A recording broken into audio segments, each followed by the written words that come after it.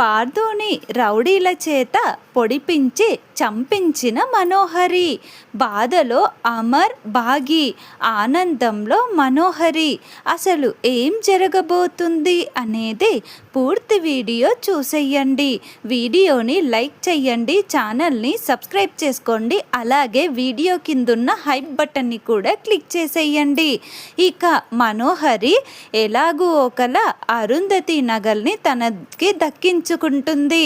ఇక మనోహరి తను ఆ నగలని దక్కించుకున్న తర్వాత ఆలోచిస్తూ కూర్చొని ఉంటుంది. అప్పుడు యాదమ్మ మనోహరి దగ్గరికి వెళ్ళి, ఏంటి మనోహరి, దేని గురించి ఆలోచిస్తున్నావు, దేని గురించో తీవ్రంగా ఆలోచిస్తున్నట్టున్నావు అని చెప్పేసి అంటుంటే, అప్పుడు ఆ మనోహరి, ఆ 6 నగలు దక్కించుకోగలిగాను, ఆ బాగి అహం మీద దెబ్బ కొట్టాను, ఇప్పుడు ఈ పార్థుగాడిని పైకి పంపించే సమయం వచ్చింది, వీడు ఉన్నంతకాలం ఈ బాగి వాడికి నాకు పెళ్లి చెయ్యాలని చూస్తుంది, అదే వాడే లేకపోతే ఇక ఆ బాగి ఏం చేయగలుగుతుంది, అమర్తో బాధని నటిస్తూ నా జీవితం ఇంతే, అనాథ బ్రతుకు బ్రతికాను చిన్నప్పటి నుంచి, ఇప్పుడేమో మనసుకి నచ్చిన వ్యక్తి దూరం అయిపోయాడని చెప్పేసి ఏడుపును నటించి నాకు చావే దిక్కని యాక్టింగ్ చేస్తాను, అమర్ ఇంకొకసారి నాకు పెళ్లి సంబంధం చూడాలన్నా నా ప్రమేయం లేకుండా, నా ఇష్ట ప్రకారం లేకుండా ఏది చెయ్యకుండా చేస్తాను, అమర్కి నా మీద సింపతి పెరిగేలా చేస్తాను, ఆ బాగి గురించి ఇక అమర్ మర్చిపోయేలా కూడా చేస్తాను, అమర్ నా చుట్టే తిరిగేలా చేస్తాను, అన్నీ నేననుకున్నట్టుగానే జరిగేలా చేస్తాను, ముందు ఈ పార్థుగాడిని పైకి పంపించాలి అని చెప్పేసి ఆ మనోహరి ఇక యాదమ్మతో చెప్తుంది. అప్పుడు యాదమ్మ, ఏంటి మనోహరి, ఎప్పటికీ పగటి కలలు కనడమేనా, ఎప్పుడైనా నిజం చేసేదుందా అని చెప్పేసి ఇక ఆ యాదమ్మ అంటుంటే, అప్పుడు మనోహరి, ఈ మనోహరిని చాలా తక్కువ అంచనా వేస్తున్నావు యాదమ్మ, ఈ మనోహరి అంటే ఏంటో చూపిస్తాను అని చెప్పేసి ఇక తను కిందకి డైనింగ్ టేబుల్ దగ్గరికి భోజనంకి వెళ్తుంది. అప్పుడు ఇక పార్థు భోజనం చేస్తూ ఉంటాడు. రామను, నీకోసమే వెయిట్ చేస్తున్నాను, ఇంత ఆలస్యమైందేంటి అని చెప్పేసి అంటుంటే, అప్పుడిక ఆ మనోహరి, ఇంట్లో అమర్ చూపిస్తున్న ప్రేమ, అందరూ చూపిస్తున్న ప్రేమకి నాకు చాలా సంతోషంగా ఉంది పార్థు, అమర్ అరుంధతి నగలని ఎవరిని ముట్టుకోనిచ్చేవాడు కాదు, అలాంటిది అరుంధతి నగలు నా చేతిలో పెట్టాడు, నా మీద ఎంత నమ్మకం ప్రేమ ఉంటే అవి నాకు ఇస్తాడు చెప్పు పార్థు అని చెప్పేసి అంటుంటే, అప్పుడు అమర్, 1 సెకండ్ మనోహరి, అది ప్రేమ కాదు, అభిమానం, ఇంకొక విషయం, నా భార్యకి నేను ఇచ్చిన మాట కోసం ఆ నగలు నీకు ఇచ్చాను, ప్రేమ అని పెద్ద పెద్ద మాటలు వాడకు మనోహరి అని చెప్పేసి అమర్ అంటాడు. అప్పుడు మనోహరి, ఏంటి అమర్ ఇలా మాట్లాడుతున్నాడు, నేను జస్ట్ ప్రేమ అన్నందుకే ఇంతలా మాట్లాడుతున్నాడు, ఇక నన్నెప్పుడు పెళ్లి చేసుకుంటాడు, అయినా మాటలే కదా, నేను అమర్ నన్ను ప్రేమించేలా క్రియేట్ చేయగలను కదా ఎలాంటి పరిస్థితినైనా అని చెప్పేసి అనుకుంటూ, అదే అమర్, అదే చెప్తున్నాను అని చెప్పేసి అంటుంది.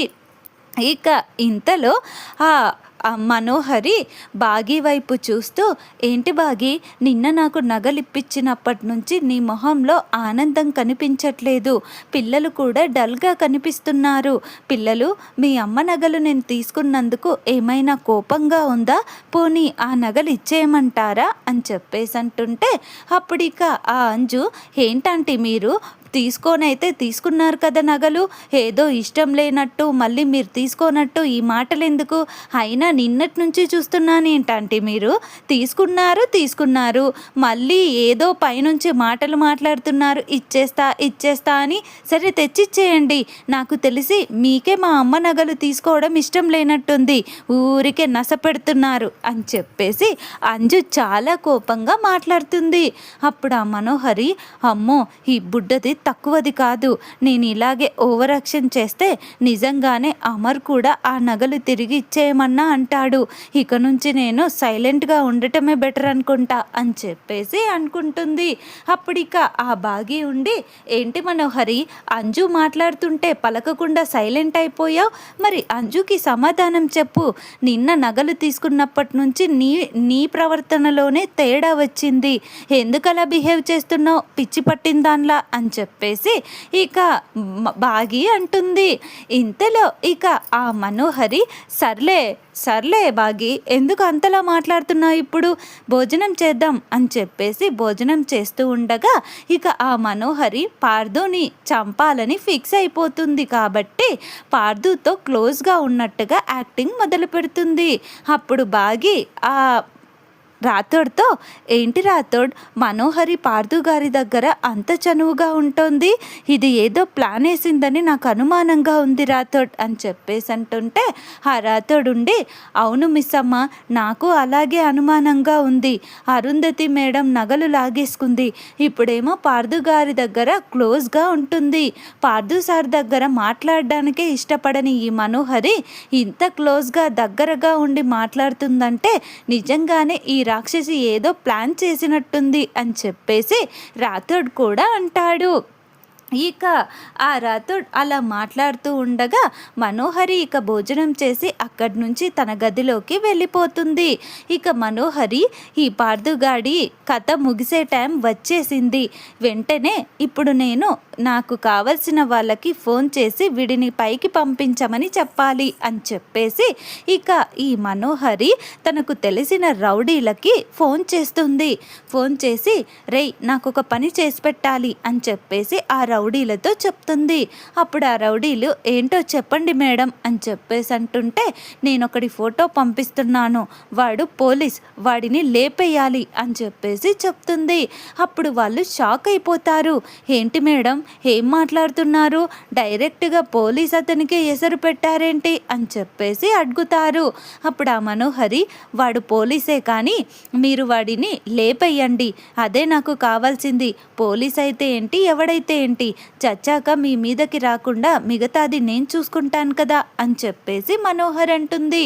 అప్పుడిక ఆ రౌడీలు మనోహరితో ఎంత డబ్బు అని చెప్పేసి డీల్ మాట్లాడుకుంటారు. మనోహరి, అలాగే మీరు అడిగినంత డబ్బు ఇస్తాను, కానీ వాడు ఖచ్చితంగా చచ్చిపోవాలి అని చెప్పేసి మనోహర్ అంటుంది.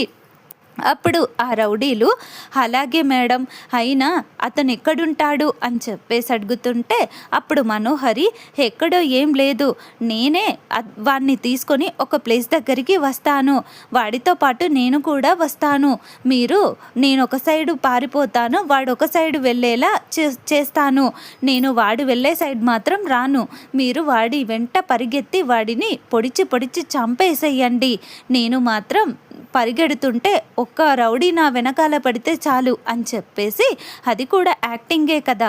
ఇంకొక విషయం, అసలు పార్దుని చంపినట్టుగా ఎవరికి అనుమానం రాకుండా ఉండాలంటే మీరు ముందుగా వాడిని పొడిచిన తర్వాత చేతికున్న ఉంగరాలు, మెడలో ఉన్న చైన్స్ అన్నీ తీసుకెళ్ళిపోండి, అప్పుడు దొంగలు అటాక్ చేసి చంపేశారనుకుంటారు, ఎవరికి ఏ అనుమానం రాకుండా ఈ పనిని పూర్తి చేయాలి, నేను రేపు ఉదయమే వాడిని తీసుకొని బయలుదేరుతున్నాను, మీరు సిద్ధంగా ఉండండి అని చెప్పేసి ఇక ఆ మనోహరి అంటుంది. అప్పుడు ఆ రౌడీలు, అలాగే మేడం, మీరు వచ్చిన తర్వాత లొకేషన్ పెట్టేయండి, మేము వచ్చేస్తాం అని చెప్పేసి ఆ రౌడీలు అంటారు. మనోహరి అలాగే అని చెప్పేసి ఇప్పుడు ఆ పార్దుగాడి దగ్గరికి వెళ్ళి బయటికి వెళ్దామని అడగాలి అని చెప్పేసి పార్దు హాల్లో కూర్చుంటే అక్కడికి వెళ్ళి పార్దు దగ్గర మాట్లాడడానికి ట్రై చేస్తుంది. అప్పుడు పార్దు, ఏంటి మనో చెప్పు, ఏమైనా కావాలా అని చెప్పేసి అడుగుతుంటే అప్పుడు మనోహరి, ఏం లేదు పార్దు, నాతో కలిసి బయటికి వస్తావా, ఇద్దరం అలా సరదాగా బయటికి వెళ్ళొద్దామా, మొన్న నీతో పాటు వచ్చినప్పుడు కొంచెం హెల్త్ బాగోలేక సరిగ్గా నీతో టైం స్పెండ్ చేయలేదు, నీతో కబుర్లు చెప్పుకోవాలని, ఊసులాడాలని, ముచ్చట్లు పెట్టాలని చాలా ఆశగా ఉంది పార్దు, అందుకే అడుగుతున్నాను, ప్లీజ్ వెళ్దామా అని చెప్పేసి పార్దుని ప్రేమగా నటిస్తూ అడుగుతుంది. అప్పుడు పార్దు, ఏంటి మనో, నాతో మాట్లాడుతున్నది నువ్వేనా, అసలు నాకు చాలా ఆశ్చర్యంగా ఆనందంగా ఉంది. నువ్వు అడిగాక నిన్ను తీసుకెళ్లకుండా ఉంటానా మనో?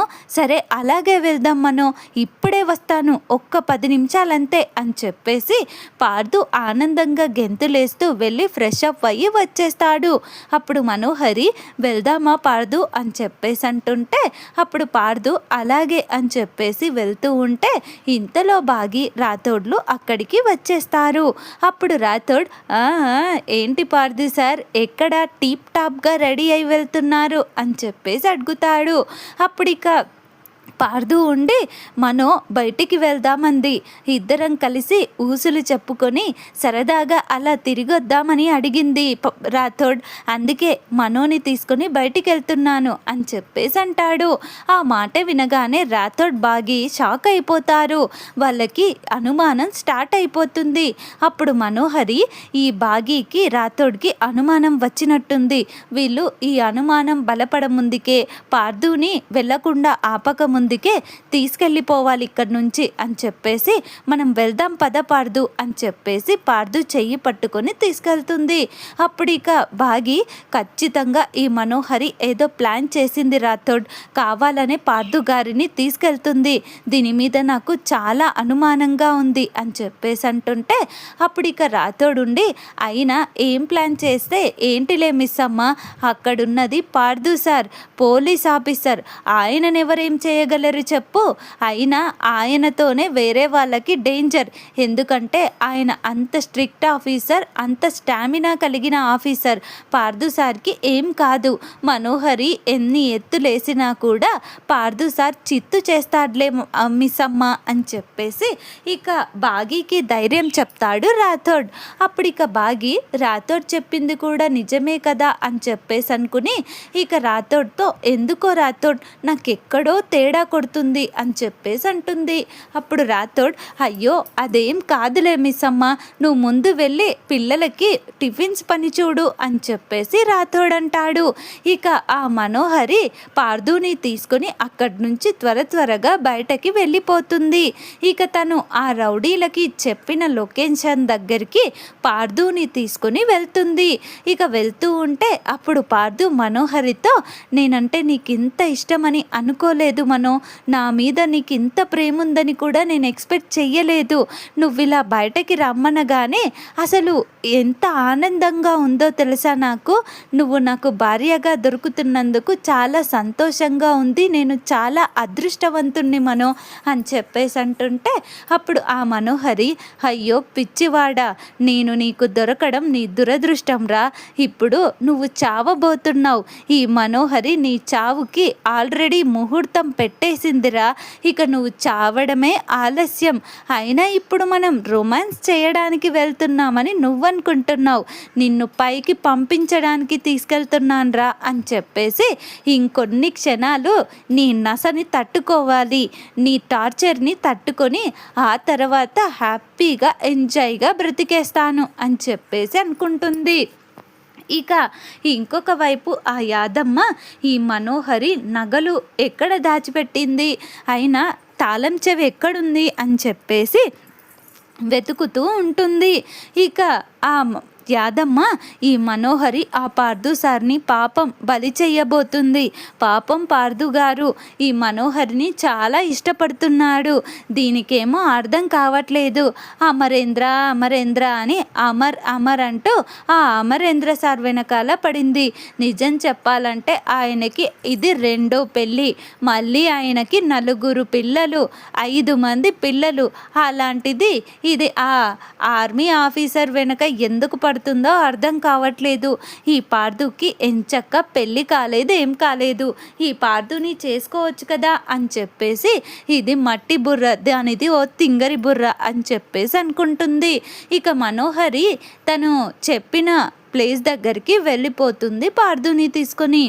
ఇక ఇంకొక వైపు ఆ రౌడీలు మనోహరి మెసేజ్ చేయగానే అక్కడికి వచ్చేస్తారు. వచ్చేసి ఒక్కసారిగా అటాక్ చేస్తారు. అప్పుడు మనోహరి, రే ఎవర్రా మీరు, ఎవరు అని చెప్పేసి అంటుంటే అప్పుడు ఇక అందులో ఒక రౌడీ, రే దాన్ని చంపేయండ్రా అని చెప్పేసి అంటుంటే అప్పుడు పార్దు, రే ఆగండ్రా, ఏంట్రా ఏం చేస్తున్నారు, ఎవర్రా మీరంతా అని చెప్పేసి పార్దు అంటుండగానే ఒక 4-5 మంది రౌడీలు పార్దుని గట్టిగా కదలకుండా అటు ఇటు మెదలకుండా పట్టేసుకుంటారు. ఇక మనోహరి ఏమో తప్పించుకున్నట్టు యాక్టింగ్ చేస్తూ పరిగెడుతూ ఉంటుంది. ఇక ఒక రౌడీ మనోహరి వెనకాల పరిగెడుతూ ఉంటాడు. ఇక పార్దుని ఇక ఆ రౌడీలు చంపాలని డీల్ తీసుకున్నారు కదా మనోహరి దగ్గర. ఇక పార్దుని చంపాలని ఫిక్స్ అయిపోతారు. పార్దు ఏమో వాళ్ళ దగ్గర నుంచి తప్పించుకోవడానికి చాలా ట్రై చేస్తుంటాడు. కానీ ఆ రౌడీలు పార్దుని అస్సలు వదిలిపెట్టరు. ఇక పార్దుని ఆ రౌడీలు బాగా కొట్టేస్తూ ఇక కత్తి తీసుకొని పార్దుని పొడిచేస్తారు. పార్దు షాక్ అయిపోతాడు.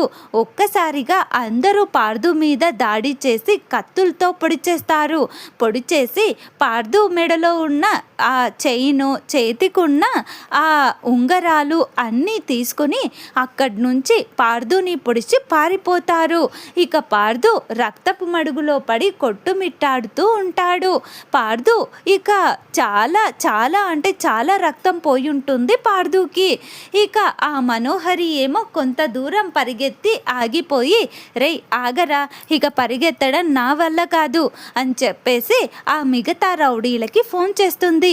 రేయ్ ఏంట్రా పరిస్థితి, అక్కడ పని పూర్తయిందా అని చెప్పేసి అడుగుతుంది. అప్పుడు ఆ రౌడీలు, ఎప్పుడో పూర్తయింది మేడం, మీరు మిగతా డబ్బు మాకు పంపించేయండి అని చెప్పేసి అంటారు. అప్పుడు మనోహరి గట్టిగా నవ్వుతూ చాలా ఆనందపడిపోతూ ఉంటుంది. ఇక ఇంకొక వైపు పార్దు ఏమో ప్రాణాలతో కొట్టుమిట్టాడుతూ రోడ్డు మీద ఉక్కిరి బిక్కిరైపోతూ చాలా ఇబ్బంది పడిపోతూ ఉంటాడు రక్తపు మడుగులో కొట్టుకుంటూ. ఇక ఆ మనోహరి, వెరీ గుడ్ రా, మంచి పని చేశారు, వాడు పైకి వెళ్ళడమే నాకు కావాల్సింది, మీకు కావాల్సిన డబ్బు మీ అకౌంట్లో వేసేస్తాను అని చెప్పేసి ఇక ఆ మనోహరి, ఈ పార్దుగాడి గొడవ వదిలిపోయింది, ఇక నా పెళ్లి జోలి అందరూ మర్చిపోతారు, అయినా పెళ్లి కొడుకే లేనిది పెళ్ళెలా జరుగుతుంది, ఏమే బాగి నాతో ఛాలెంజ్ చేసావు కదా పెళ్లి చేయిస్తాను అని, ఇప్పుడు ఏం చేస్తావే నువ్వు, అసలు వాడినే లేపేశాను, అబ్బా ఇప్పుడు నాకు ప్రశాంతంగా ఉంది, ఇక నెక్స్ట్ అమర్ని దక్కించుకోవడమే ఆలస్యం, ఇలాగే ఈ బాగిని కూడా చంపేస్తే అమర్ చచ్చినట్టుగా నా కాళ్ళ దగ్గర పడుంటాడు, నన్ను పెళ్లి చేసుకుంటాడు అని చెప్పేసి మనోహర్ అనుకుంటుంది.